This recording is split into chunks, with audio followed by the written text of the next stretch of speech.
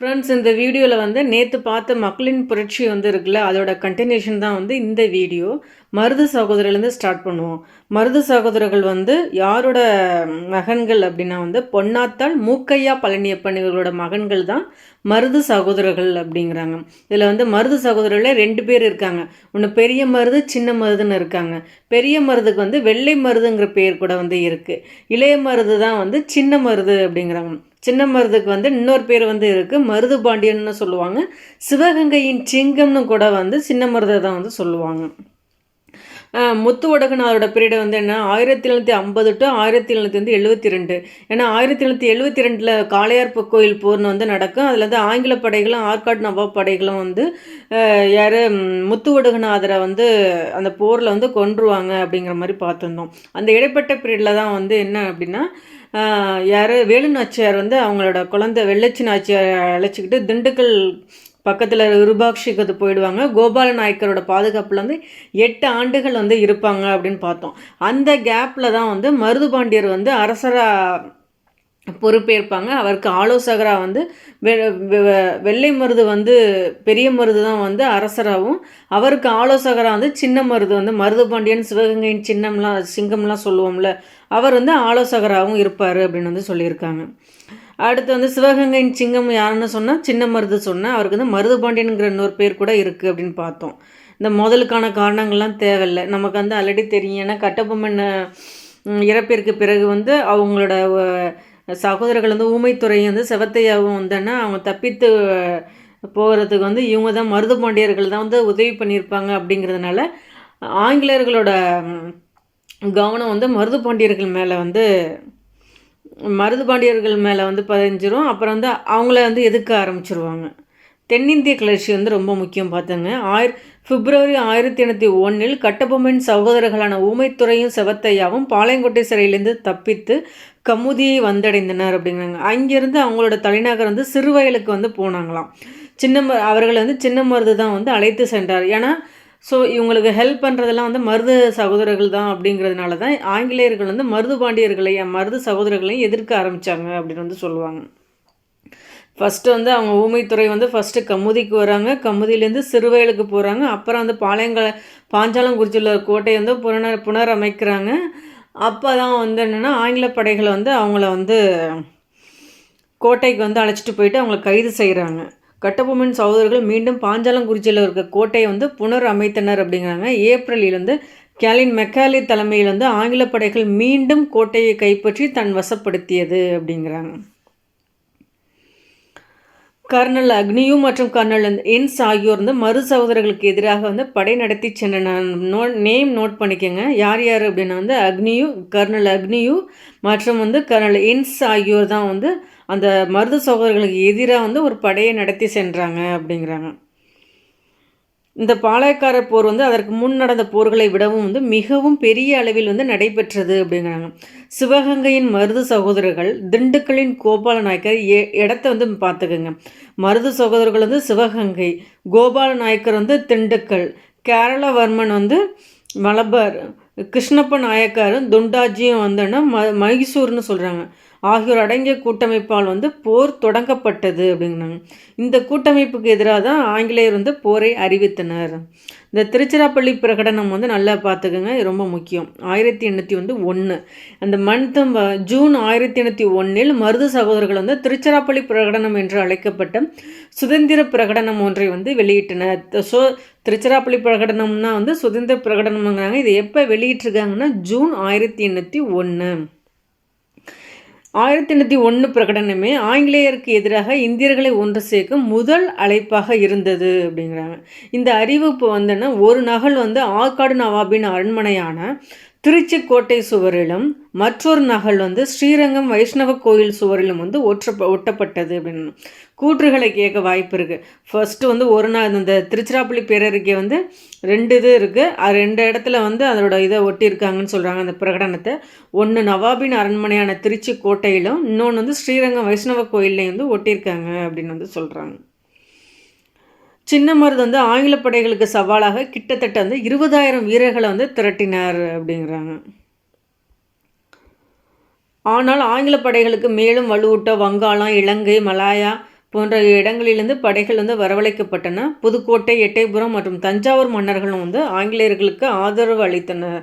So இதில் வந்து already பார்த்தோம், பாளையக்காரர்கள்லேருந்து சிவகிரி பாளையம் மட்டும்தான் அந்த பாளையக்கார கூட்டமைப்பிலேயே இணையலை அப்படின்னு பார்த்தோம். அதுக்கு எதிராக தான் கட்டபொம்மன் வந்து அவங்க மேலே வந்து ஆதிக்கம் செலுத்த ட்ரை பண்ணுவார். அதை பிடிக்காம ஆங்கிலேயர்கள் வந்து இதை வச்சு கட்டபொம்மனை வந்து கைது செஞ்சு தூக்கில் போட்டுருவாங்கன்னு பார்த்துருக்கோம். அதே மாதிரி தான் யார் யாரெல்லாம் ஆதரவு அளித்தாங்கன்னு கேட்பாங்க ஆங்கிலேயர்களுக்கு. புதுக்கோட்டை ஆல்ரெடி தெரியும் நமக்கு, புதுக்கோட்டை வந்து ஆதரவு புதுக்கோட்டை, எட்டயபுரம், தஞ்சாவூர் மன்னர்களும் வந்து ஆங்கிலேயர்களுக்கு வந்து ஆதரவளித்ததாக வந்து சொல்கிறாங்க.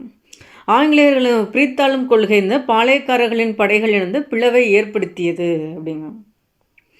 ஆங்கிலேய வந்து சிவகங்கையை வந்து இணைத்தல் பற்றி சொல்கிறாங்க.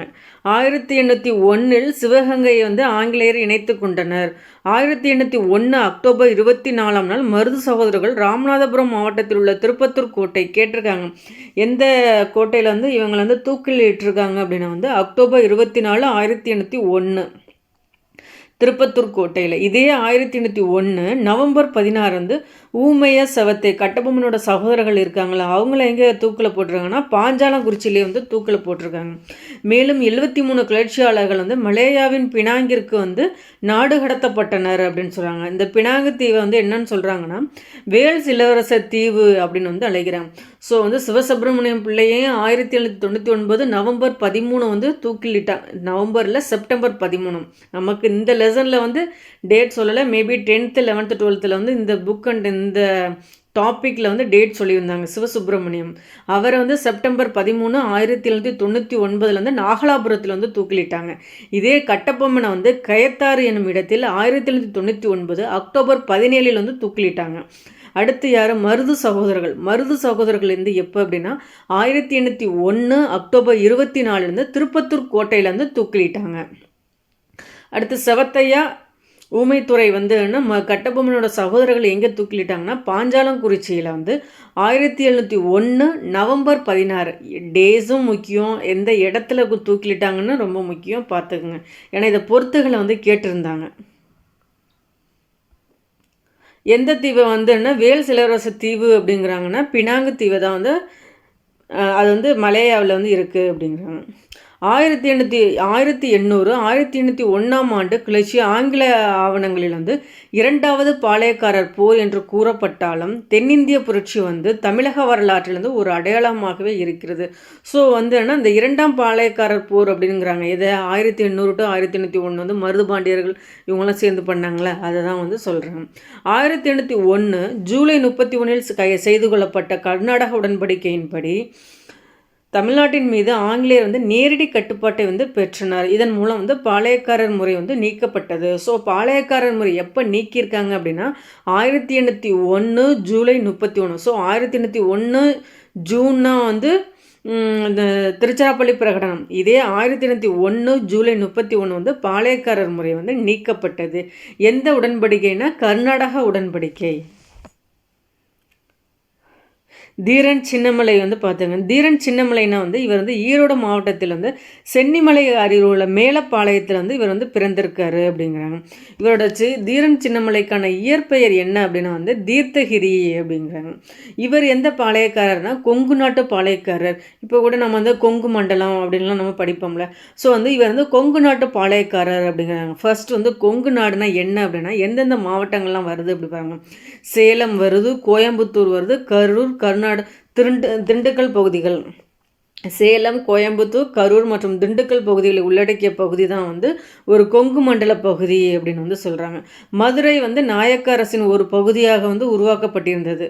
ஆனால் வந்து இந்த பகுதி வந்து மைசூர் உடையார்களால் வந்து இணைக்கப்பட்டது அப்படிங்கிறாங்க. மைசூர் உடையார்கள் வந்து வீழ்ந்த பிறகு இந்த பகுதிகள் வந்து மைசூர் சுல்தான்களால் கட்டுப்பட்டப்பட்டது.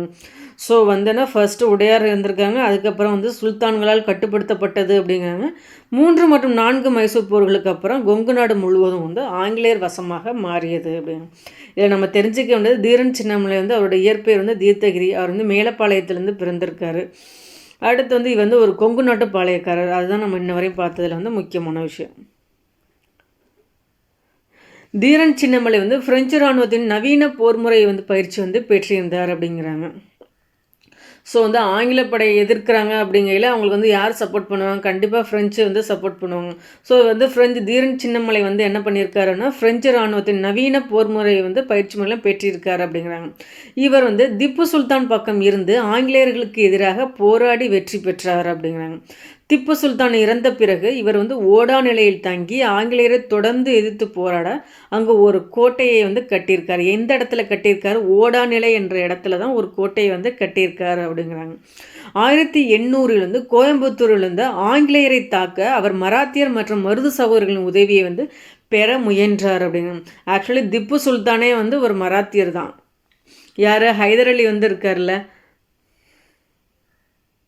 சாரி இல்லை தப்பு. ஹைதர் அலி ஹைதர் அலியோட பையன் தான் வந்து திப்பு சுல்தான். மராத்தியர் அப்படிங்கையில் வந்து சிவாஜி வந்துடுவாங்க. இவர் வந்து மராத்தியர் மற்றும் வந்து மருது சகோதரர்களின் வந்து உதவியை வந்து பெற முயன்றார் அப்படிங்கிறாங்க. ஆனால் ஆங்கில படைகளை வந்து அந்த கூட்டுப்படைகளை வந்து தடுத்து நிறுத்தியதால் தீரன் சின்னமலை மட்டும், ஸோ அதனால் அவர்களுக்கு மராத்தியர்களுக்கு மருது சகோதரோட ஹெல்ப் வந்து இவரால் வந்து வாங்கிக்கவே முடியலை. ஏன்னா வந்து ஆங்கில கூட்டுப்படைகள் வந்து அதை தடுத்து நிறுத்திச்சு. ஸோ இது வந்து தனிப்பட்ட முறையிலேயே போரிட வேண்டிய நிலைமை ஆயிடுச்சு அப்படிங்கிறாங்க. அதனால் அவர் தீரன் சின்னமலை மட்டும்தான் கோயம்புத்தூர் தாக்கும் நிலைக்கு வந்து உள்ளானார். அதனால் வந்து அவரோட படை வந்து தோற்கடிக்கப்பட்டது அப்படிங்கிறாங்க. அடுத்து ஆங்கில படைகளிலிருந்து தப்பித்து தீரன் சின்னமலை வந்து காவேரி, ஓடாநிலை, அரச்சலூர் போன்ற இடங்களிலிருந்து நடைபெற்ற போர்களிலிருந்து கொரில்லா போர் முறையை வந்து ஆங்கில படைகளை வந்து தோற்கடித்தார் அப்படின்னா. ஸோ வந்து எந்தெந்த இடங்கள்லாம் பார்த்துக்குங்க. காவேரி, ஓடாநிலை, அரச்சலூர் இந்த இடங்கள்லாம் போர் செஞ்சுருக்காரு. எப்படின்னா கொரில்லா போர் முறைனா யார்? இது வந்து ஒரு முறைசாரா போர் முறை. எல்லா பக்கத்துலேருந்தும் வந்து தாக்குறது. இந்த இடத்துலேருந்து தான் வந்து தாக்குவாங்கன்னு சொல்ல முடியாது. அதான் இது வந்து ஒரு முறைசாரா போர் முறைன்னு சொல்லுவாங்க. இது வந்து சிவாஜி தான் கொரில்லா போர் முறை வந்து மேற்கொண்டிருப்பார் அப்படின்னு நம்ம மராத்திய பார்க்கும்போது பார்த்துருப்போம். ஸோ இவரும் அந்த கொரில்லா போர் முறையை தான் வந்து ஆங்கில முறை செஞ்சு தான் வந்து ஆங்கில படைகளை வந்து தோற்கடிச்சிருக்காரு அப்படிங்கிறாங்க. அப்படி இருந்தும் வந்துன்னு இவரோட சமயக்காரர் வந்து நல்லப்பெண் என்பவரால் காட்டி கொடுக்கப்பட்டு 1805 சங்ககிரி கோட்டையில் வந்து தூக்கிலிடப்பட்டார் அப்படிங்கிறாங்க. ஸோ வந்து தீரன் சின்னமலை அவர் மேலப்பாளையத்திலேருந்து பிறந்தார். சென்னிமலையில் உள்ள மேலப்பாளையத்திலேருந்து பிறந்தார். இவரோட இயற்பெயர் வந்து தீர்த்தகிரி அப்படின்னு வந்து பார்த்தோம். இவர் வந்து ஒரு கொரில்லா போர் முறையை வந்து மேற்கொள்வார். பிரெஞ்சு இராணுவத்தின் போர் முறையும் வந்து கற்றிருந்திருப்பார். இவர் வந்து திப்பு சுல்தானோட அந்த ஆதரவாக இருந்து ஆங்கிலேய படைகளை எதிர்த்திருப்பார். அவர் திப்பு சுல்தான் இறந்ததுக்கு அப்புறம் கூட ஓடநிலை என்னும் இடத்துல ஒரு கோட்டையை உருவாக்கி ஆங்கிலேயர்களை எதிர்த்துக்கிட்டே வந்து இருப்பார். அடுத்து வந்து என்னென்னா இவர் வந்து மராத்திய மருதுபாண்டியரோட ஹெல்ப்பை வந்து நாடியிருப்பார். பட் அதனால் வந்து அவங்களோட உதவியை வந்து பெற முடியாது. தனித்து வந்து கோயம்புத்தூரை வந்து போரிட ட்ரை பண்ணுவார். பட் வந்து அதில் தோற்று போயிடுவார். அதுக்கப்புறம் வந்து தப்பித்து வந்துட்டு அப்புறம் காவேரி, ஓடாநிலை, அரச்சலூங்கிற இடங்களெல்லாம் போர் புரிவார். பட் அதில் வந்து வின் பண்ணிவிடுவார். என்ன போர் முறை செஞ்சுருப்பார் அப்படின்னா கொரில்லா போர் முறையை வந்து மேற்கொண்டிருப்பார். இறுதியில் வந்து இவரோட சமையல்காரர் வந்து நல்லப்பண்ணோட காட்டி கொடுக்கப்பட்டு தான் வந்து 1805 சங்ககிரி கோட்டையில் நம்ம சிவகிரின்னு ஒரு இடம் பார்த்துருக்கோம், சங்ககிரின்லாம் பார்த்துருக்கோம். அந்த வித்தியாசத்தை வந்து பார்த்துக்கோங்க. சங்ககிரி கோட்டையில் வந்து தூக்கிலிடப்பட்டார் அப்படிங்கிறாங்க. அடுத்து வேலூர் கழகம் வந்து 1806 4ஆம் மைசூர் போருக்கு பிறகு திப்புவின் குடும்பத்தினர் வந்து வேலூர் கோட்டையில் வந்து சிறை வைக்கப்பட்டனர் அப்படிங்கிறாங்க.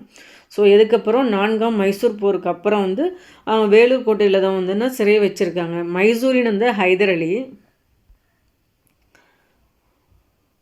திப்பு சுல்தான் ஆகியோரின் பணியாளர்கள் மற்றும் வீரர்கள் வந்து 3000 பேரின் சொத்துக்கள் பறிமுதல் செய்யப்பட்டு அவர்கள் வேலூருக்கு அருகில் இடம்பெயர்ந்தனர். இதனால் அனைவரும் துயரமடைந்து ஆங்கிலேயர் வந்து வெறுக்கம் சென்றனர். இதெல்லாம் நமக்கு தேவையில்லை கதை. ஃபஸ்ட்டு எக்ஸாம் சம்மந்தமாக பார்ப்போம். 1803 வில்லியம் கான்வென்டிஸ் பெண்டிங் என்பவர் சென்னை மாகாண நம்ம வில்லியம் பெண்டிங் சொல்லுவோம்ல, அதை 1803 வில்லியம் கான்வென்டிஸ் பெண்டிங் என்பவர் வந்து சென்னை மாகாண கவர்னர் ஆனார். அவரது காலத்தில் வந்து 1805 to 6 சில கட்டுப்பாடுகள் வந்து இராணுவத்தில் வந்து அறிமுகப்படுத்தப்பட்டது அப்படிங்கிறாங்க. அந்த கட்டுப்பாடுகளை அறிவித்தது வந்து அங்கே இருக்கிற இராணுவ வீரர்களுக்கு வந்து மேற்கொள்ள முடியலை. அந்த சென்னை மாகாணத்துக்கு வந்து படை தளபதியாக இருந்த ஜான் கிரட்டாக் என்பவரால் வந்து அந்த விதிகள்லாம் வந்து நம்ம கண்டிப்பாக நீங்கள் ஃபாலோ பண்ணணும் அப்படிங்கிற மாதிரி கட்டாயப்படுத்தினார் அப்படிங்கிறாங்க. இதனால தான் வந்து அவங்க வந்து ஆங்கிலேயர்கள் வந்து ரொம்ப வெறுத்து வந்து போரிட வந்து ஆரம்பித்தாங்க அப்படின்னா. ஸோ வந்துன்னா அந்த சென்னை மாகாண கவர்னர்னு யாரை சொல்கிறாங்கன்னா வில்லியம் கான்வென்டிஸ் பெண்டிங் அப்படிங்கிறாங்க. அங்கே உள்ள சென்னை மாகாணத்துக்கான படைத்தளபதி யார் அப்படின்னா சர் ஜான் கிரட்டாக்கை வந்து சொல்கிறாங்க. அவர் மூலம் வந்து சிப்பாய்கள் வந்து ரொம்ப அவமானப்படுத்தப்பட்டு ஆங்கிலேயரால் அதான் அவங்க வந்து ரொம்ப அவமானப்படுத்தியிருக்காங்க அப்படின்னு வந்து சொல்கிறாங்க. யார்? சிப்பாய்களை. ஸோ கலகத்துக்கான காரணங்கள்லாம் வந்து பார்த்துக்குங்க. உடனடி காரணம் மட்டும் என்னென்னு பார்த்துக்குங்க. ஏன் வந்து என்ன ஆங்கிலேயர்களை ரொம்ப எதிர்க்கிறாங்க அப்படின்னா, ஜூன் 1806 இராணுவ தளபதி வந்து அக்னியு ஐரோப்பிய தொகுப்பியை ஒத்திருந்த சிலுவை சின்னத்துடன் கூடிய ஒரு புதிய தலைப்பாகையை வந்து அறிமுகப்படுத்தினார். யார் அப்படின்னா அக்னியு தான். அதில் வந்து ஒரு சிலுவை சின்னம் வந்து இருக்குமா, அந்த தலைப்பாகையை தான் வந்து அணியணும் அப்படிங்கிற மாதிரி சொன்னாங்க. ஸோ அவர் அறிமுகப்படுத்தினதுனாலே அது வந்து அக்னியு தலைப்பாகை அப்படின்னு வந்து சொல்கிறாங்க. இந்து மற்றும் முஸ்லீம் வீரர்கள் ஒன்றாக வந்து இதை எதிர்த்தாங்க அப்படிங்கிறாங்க. இதனால தான் வந்தோன்னா வீரர்கள் வந்து ஆங்கிலேயர்களால் வந்து கடுமையாக தண்டிக்கப்பட்டனர். ஸோ அந்த சிலுவை இது பண்ண சின்னம் பொறித்த அந்த தொப்பி வந்து நாங்கள் அணிய மாட்டோம் அப்படிங்கிற மாதிரி சொன்னதுனால தான் ஆங்கிலேயர்கள் வந்து ரொம்ப சிப்பாய்களை வந்து தண்டிச்சிருக்காங்க அப்படிங்கிறாங்க. இந்த தலைப்பாகையை அறிமுகப்படுத்தினது யார் அப்படின்னா வந்து அக்னியோ. இந்திய வீரர்கள் வந்து ஆங்கில அலுவலர்களை தாக்குவதற்கு வந்து ஒரு வாய்ப்பினை எதிர்பார்த்து காத்திருந்தனர் அப்படிங்கிறாங்க. திப்பு குடும்பத்திற்கு இதில் பங்கெடுத்து கொண்டனர் அப்படிங்கிறாங்க. ஆல்ரெடி வந்து என்னென்னா 4ஆம் மைசூர் போருக்கு அப்புறம் தான் வந்து திப்போட குடும்பம் வந்து வேலூர் கோட்டையில் வந்து தங்க வைக்கப்பட்டாங்கன்னு சொல்கிறாங்களே. ஸோ அவங்களும் சேர்ந்து வந்து இதில் வந்து பங்கெடுத்துக்கிட்டாங்க போரில் அப்படிங்கிறாங்க. திப்புவோட மூத்த மகன் யாருன்னா பதே ஹைதர் அப்படிங்கிறாங்க. ஆங்கிலேயர்களுக்கு எதிராக ஒரு கூட்டமைப்பை வந்து ஏற்படுத்த முயன்றார் அப்படிங்கிறாங்க. இதற்கிடையில் ஜூலை 10ஆம் நாள் விடியற்காலை வந்து 1வது மற்றும் 23வது படைப்பிரிவை சேர்ந்த இந்திய சிப்பாய்கள் வந்து கழகத்தை தொடங்கினர். நோட் பண்ணிக்கோங்க, எந்த படைப்பிரிவுங்கிறது ரொம்ப முக்கியம். கூற்றுகளை கேட்குறாங்க. இப்போ வைக்கிற வர கொஸ்டின்ஸ் எல்லாமே வந்து முன்னாடிலாம் ஒரு 5 to 6 கொஸ்டின்ஸ் தான் வரும். இப்போ 20 கொஸ்டின்ஸுக்கு மேலே வந்து கூற்றுகள் வந்து வைக்கிறாங்க. ஏன்னா அப்படி தான் வந்து அவங்க வந்து ஃபில்ட்ரேஷன் வந்து பண்ண முடியும். பீப்புள் வந்து அதிக மார்க் வாங்கக்கூடாதுங்கிறது டிஎன்பிசியோட இன்டென்ஷனு. ஸோ அதனால தான் கூற்றுகளில் வந்து நம்ம அதிகமான கேள்விகளை வந்து கேட்குறாங்க. இந்த மாதிரி லெசன்ஸில் வந்து கூற்றுகள் அதிகமாக வரும், அதில் கவனம் செலுத்துங்க. ஸோ எந்த படைப்பிரிவுகள் வந்து அந்த கழகத்தை தொடங்கினாங்க அப்படின்னா வந்து 23வது படைப்பிரிவை சேர்ந்த இந்திய சிப்பாய்கள் தான் கழகத்தை வந்து தொடங்கினாங்க அப்படிங்கிறாங்க. இந்த தாக்குதல் வந்து ஃபர்ஸ்ட் பலியானவங்க யாருன்னு பார்த்தாங்க, கர்னல் பான்கோட் தான் வந்து கிளர்ச்சியாளர்களின் தாக்குதலுக்கு வந்து முதல் பலி அப்படிங்கிறாங்க. அதுக்கப்புறம் வந்து இந்தோட நியூஸ் வந்து கோட்டை நுழைவாயில் வந்து மூடப்பட்டனவா கிளர்ச்சியாளர்கள் வந்து பதே ஹைதரை தான் வந்து தன்னோட புதிய ஆட்சியாளர்னு அறிவித்தாங்க அப்படிங்கிறாங்க. பதே ஹைதர் யாருன்னா திப்புவோட பையன்தான் வந்து பதே ஹைதர். வேலூர் கோட்டையில் வந்து ஆங்கில கொடி வந்து இறக்கப்பட்டு புலி உருவம் பொறித்த திப்புவின் கொடி, அண்டர்லைன் பண்ணிக்கோங்க, புலி உருவம் பொறித்த திப்புவின் கொடி தான் வந்து ஏற்றப்பட்டது அப்படிங்கிறாங்க. கழகம் அடக்கப்படுதல் வந்துன்னா கோட்டையின் வெளியே இருந்த மேஜர் கூட்ஸ் ராணிப்பேட்டைக்கு விரைந்து கர்னல் கில்லஸ்பிக்கு வந்து தகவல் கொடுக்குறாங்க. அவர் உடனடியாக வந்து அந்த தாக்குதலை கிளர்ச்சியை வந்து அடக்கிட்டார் அப்படிங்கிறாங்க. ஸோ வந்துன்னா இதை ஸ்டார்ட் பண்ணி வச்சது வந்து 1ஆம் மற்றும் வந்து 23ஆம் படைப்பிரிவை சேர்ந்த சிப்பாய்கள் தான் ஸ்டார்ட் பண்ணுவாங்க. அதுக்கு ரொம்ப பலியானது வந்து கர்னல் பான்கோட்டுங்கிற வந்து பலியாயிடுவார். பட் வந்துன்னா இதை வந்து அடக்குனது, இந்த வேலூர் கிளர்ச்சி அடக்குனது யாருன்னு கேட்பாங்க, கர்னல் கில்லஸ்பி. இதில் எத்தனை பேர் கொல்லப்பட்டாங்கன்னு பார்த்துங்க. கழகத்தில் மொத்தம் வந்து 113 ஐரோப்பியர்களும் 350 சிப்பாய்களும் வந்து கொல்லப்பட்டனர் அப்படின்னு வந்து சொல்கிறாங்க.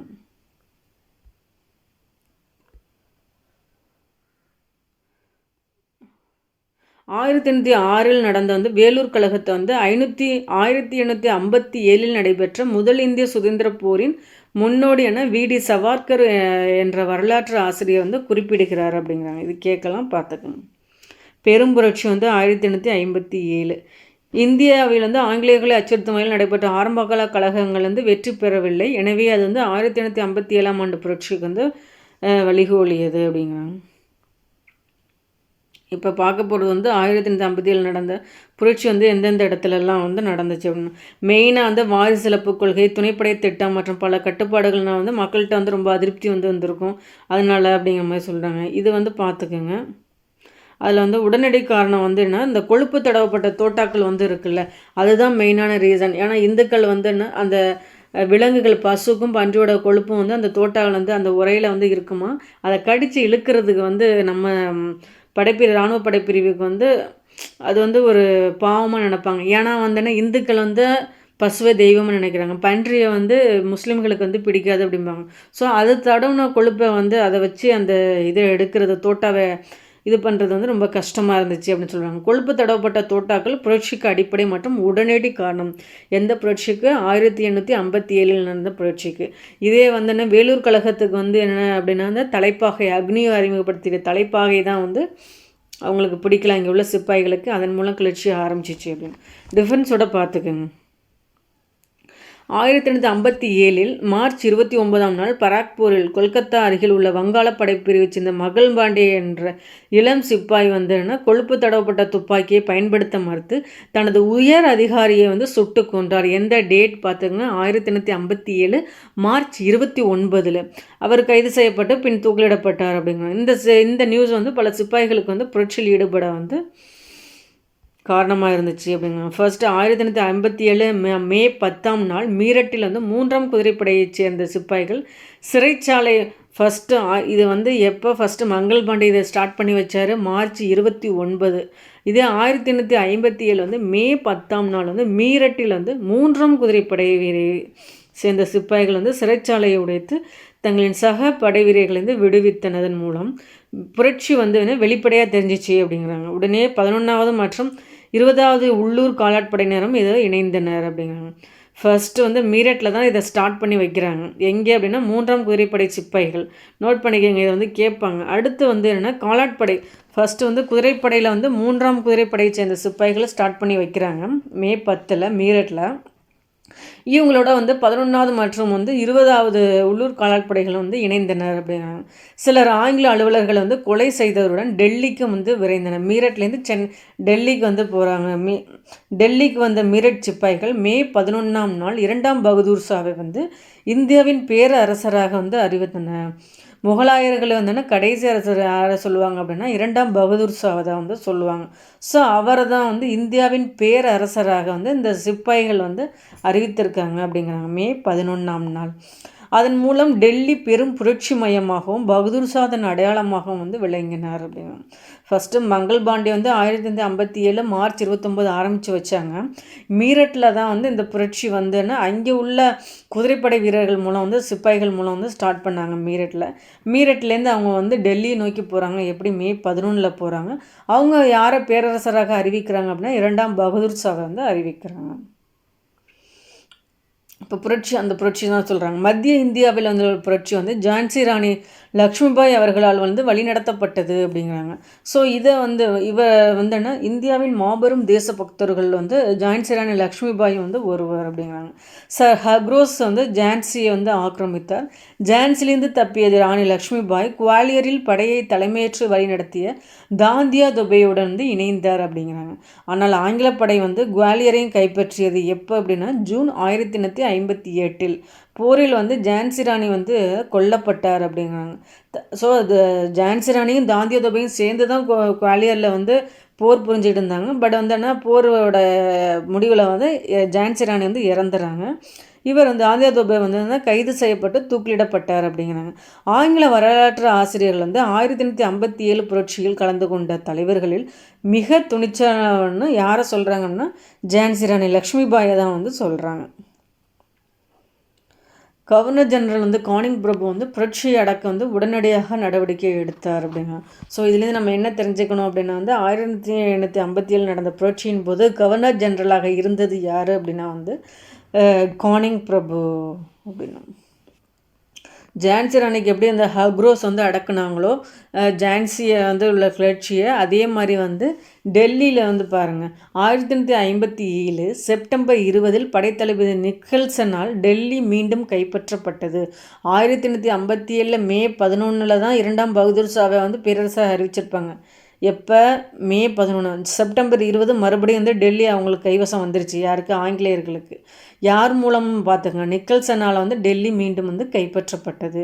எனவே 2ஆம் பகதூர் ஷா வந்து ரங்கூனுக்கு வந்து நாடு கடத்தப்பட்டார் அப்படிங்கிறாங்க. அவர் வந்து 1862 வந்து இறந்தார் அப்படிங்கிறாங்க. ஸோ இப்போ நம்ம மத்திய இந்தியாவிலேருந்து ஹக்ரோஸ் வந்து பார்த்தோம். டெல்லி வந்து யார் வந்து நம்ம கண்ட்ரோலுக்கு கொண்டு வந்தது அப்படின்னா வந்து நிக்கல்சன். இதே வந்து கான்பூர் மீட்பு இராணுவ நடவடிக்கைகள் வந்து லக்னோ மீட்பு நடவடிக்கைகளுடன் வந்து நெருங்கிய தொடர்பு இருக்குது அப்படிங்கிறாங்க. சர் காலின் கேம்பல் வந்து கான்பூரை கைப்பற்றினார். கான்பூரில் வந்து புரட்சியை வழிநடத்தியவர் வந்து நானா சாஹிப் வந்து தோற்கடிக்கப்பட்டார் அப்படிங்க. தோற்ற நானா சாஹிப் வந்து நேபாளத்துக்கு தப்பி ஓடினார். அவர் நெருங்கிய நண்பர் தாந்தியா தோபே வந்து மத்திய இந்தியாவுக்கு வந்து தப்பி சென்றார். தப்பிய அவர் தூங்கும் பொழுது கைது செய்யப்பட்டு கொல்லப்பட்டார். ராணி லக்ஷ்மிபாய் வந்து போர்க்களத்தில் கொல்லப்பட்டார். பீகார் தான் வந்து கன்வர் சிங் வருவாங்க. கான் பகதூர் கான் ஆகிய இருவரும் போரில் வந்து இறந்தனர் அப்படிங்கிறாங்க. அயோத்தியின் வந்து பேகம் ஹஸ்ரத் மஹால் நேபாளத்தில் மறைந்து வாழும் நிலைக்கு வந்து தள்ளப்பட்டார். இவ்வாறாக புரட்சி முழுவதும் அடக்கப்பட்டது. 1859ஆம் ஆண்டின் இறுதியில் பிரிட்டிஷ் அதிகாரம் மீண்டும் இந்தியா முழுவதும் நிறுவப்பட்டது. ஸோ மத்திய இந்தியானா ஜான்சி ராணி லக்ஷ்மிபாய் வராங்க. அடுத்து வந்து வேற யார்? லக்னோனா வந்து பேகம் ஹஸ்ரத் மஹால் வந்து வராங்க. டெல்லி வந்து 2ஆம் பகதூர் ஷா வருவாங்க. கான்பூர் வந்து நானா சாஹிப் வருவாங்க. பீகார் வந்து கன்வர் சிங் வருவாங்க. நோட் பண்ணிக்கோங்க. பட் அதை யார் வந்து அந்த கிளர்ச்சி நடந்தாலும் அதை எப்படி யார் அடக்குனாங்க அப்படிங்கிறது வந்து ரொம்ப முக்கியம். அதையும் பார்த்துக்கோங்க. இந்த டேப்லேஷன் தான் நான் சொன்னது பார்த்துங்க. கழகம் நடைபெற்ற இடங்கள், தலைவர்கள், அந்த கழகத்தை அடக்கிய ஆங்கிலேய அதிகாரிகள். டெல்லி வந்து 2ஆம் பகதூர் ஷா, அதை அடக்கிய வந்து ஜான் நிக்கல்சன். லக்னோ வந்து பேகம் ஹஸ்ரத் மஹால் சொல்கிறாங்க.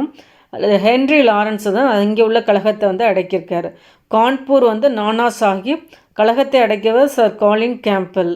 ஜான்சியன் குவாலியரை வந்து யார் அந்த இடத்துல கிளர்ச்சி பண்ணதுன்னா ஜான்சி ராணி லக்ஷ்மிபாயும் தாந்தியா தோபையும் வந்து கிளர்ச்சிகள் வந்து பண்ணாங்க. பட் அதை கண்ட்ரோல் கொண்டு வந்தது வந்து ஜென்ரல் ஹக்ரோஸ்.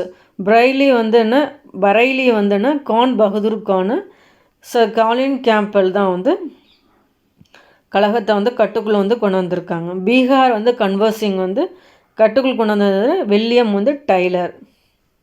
பார்த்துக்கோங்க.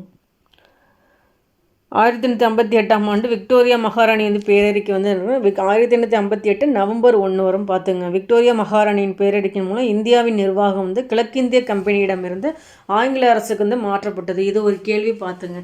எப்பொழுது வந்து நிர்வாகம் வந்து கம்பெனியிடமிருந்து ஆங்கில அரசுக்கு மாற்றப்பட்டது அப்படின்னா 1858 விக்டோரியா மகாராணி பேரறிக்கை மூலம் மாற்றப்பட்டது அப்படிங்கிறாங்க. அப்போ தான் வந்து கவர்னர் ஜெனரலாக இருந்தவர் வந்து வைஸ்ராய் என அழைக்கப்பட்டார் அப்படிங்கிறாங்க. இயக்குனர் குழு மற்றும் கட்டுப்பாட்டு வாரியம் நீக்கப்பட்டு இந்திய விவகாரங்களை மேற்பார்வையிட செயலரின் தலைமையில் வந்து 15 உறுப்பினர்களை கொண்ட ஒரு கவுன்சில் வந்து ஏற்படுத்தப்பட்டது அப்படிங்கிறாங்க. பிரித்தல் மற்றும் எதிர் தாக்குதல் என்ற கொள்கை வந்து ஆங்கில இராணுவ கொள்கையில் வந்து ஆதிக்கம் செலுத்தியது அப்படிங்கிறாங்க.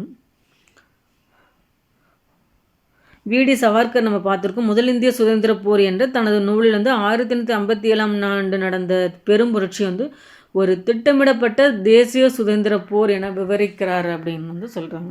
இதோட இந்த லெசன் முடியுது. பார்த்துங்க. மீள்பார்வை பார்த்துங்க. விஜயநகர ஆட்சியாளர்கள் வந்து தங்கள் மாகாணங்கள் வந்து நாயக்கர்களை நியமித்தார்கள். அந்த நாயக்கர்கள் வந்து பாளையக்காரர்களை நியமித்தாங்க. 1529 தான் வந்து விஸ்வநாத நாயக்கர் தான் வந்து பாளையக்காரர்களை வந்து நியமிப்பாருன்னு பார்த்துருப்போம். அவரோட அமைச்சர் யார் அப்படின்னு வந்து அரியநாதர். ஆங்கிலேயர்கள் வந்து பெற்ற வரி வசூலிக்கும் உரிமையால் தான் பாளையக்காரர்கள் கழகம் வந்து வெடித்தது. கப்பம் வரி வசூலித்தது கட்டபொம்மனுக்கும் ஆங்கிலேயர்களும் போட்டி ஏற்பட காரணம். அவர் எப்போ தூக்கில் போட்டாங்க? அக்டோபர் 17 கயத்தார் என்னும் இடத்தில் 1799. மருது சகோதரர்கள் வந்து மூக்கையா பழனியப்பன் மற்றும் பொன்னாத்தாள் வந்து ஆகியோரின் மகன்கள் ஆவர். மருதுலேயே வந்து 2 மருது பார்த்துருக்கோம். பெரிய மருது, சின்ன மருது. பெரிய மருது வெள்ளை மருதும்பாங்க. சின்ன மருது வந்து மருது பாண்டியன்னு சொல்லுவாங்க. சிவகங்கையின் சிங்கம்னு கூட சொல்லுவாங்கன்னு நம்ம பார்த்துருக்கோம். அவங்கள எங்கேயா தூக்கில் போட்டிருப்பாங்க? திருப்பதி கோட்டையில் தான் வந்து தூக்கில் போட்டிருப்பாங்க. அக்டோபர் 24, 1801. பிரெஞ்சு இராணுவத்தின் மூலம் வந்து தீரன் சின்னமலை வந்து நவீன போர் முறைகள் வந்து பயிற்சி பெற்றார். தீரன் சின்னமலையோட இயற்பெயர் என்னன்னு பார்த்துருக்கோம். தீர்த்தகிரி அப்படின்னு பார்த்துப்போம். அவர் ஓடா நிலையில் தான் வந்து ஒரு கோட்டையை கட்டி வந்தோன்னா ஆங்கிலேயர்கள் வந்து எதிர்த்திருப்பார் அப்படின்னு பார்ப்போம். அவர் எப்போ இறந்திருப்பார் அப்படின்னா 1805 ஜூலை 31. டேட் சொல்லப்போனால் ஜூலை 31. கோட்டை வந்து சங்ககிரி கோட்டையிலேருந்து தூக்கிலிடப்பட்டிருப்பார். திப்பு சுல்தான் ஆங்கில கிழக்கிந்திய கம்பெனிக்கு எதிராக போரிட்டார் அப்படின்னு வந்து சொல்கிறாங்க. அவரோட பையன் தான் வந்து பதே ஹைது. 1857ஆம் ஆண்டு புரட்சியின் தலைவர்களிலிருந்து ஜான்சி ராணி லக்ஷ்மிபாய் வந்து மிக சிறந்த மற்றும் மிக துணிச்சலான தலைவர் அப்படிம்பாங்க. இவர் எந்த இடத்துல கிளர்ச்சி பண்ணியிருப்பாங்க அப்படின்னா வந்து மத்திய இந்தியாவில் பண்ணியிருப்பாங்க. பட் வந்து அந்த கிளர்ச்சியை கட்டுக்குள் கொண்டு வந்தது வந்து ஹக்ரோஸ் வந்து கொண்டு வந்திருப்பாங்க. ஓகே ஃப்ரெண்ட்ஸ், இது வந்து ரொம்ப இம்பார்ட்டண்ட்டான வந்து லெசனு, நல்லா நோட் பண்ணிக்கோங்க. லைன் பை லைன் படிங்க. ஏன்னா வந்து கூற்றுகளில் இந்த கேள்வி வந்து ஸ்ட்ரெயிட் கொஸ்டினை விட கூற்றுகளில் வந்து இந்த கேள்வி வர்றதுக்கான வாய்ப்புகள் வந்து இருக்குது. ஓகே ஃப்ரெண்ட்ஸ், பிடிச்சிருந்தால் லைக் பண்ணுங்கள், உங்கள் ஃப்ரெண்ட்ஸுங்களுக்கு வந்து ஷேர் பண்ணுங்கள். இதே மாதிரி நிறைய வீடியோஸ் பார்ப்போம், சப்போர்ட் பண்ணுங்கள். சேனலை சப்ஸ்கிரைப் பண்ணலனாலும் சப்ஸ்கிரைப் பண்ணுங்கள். தேங்க்யூ.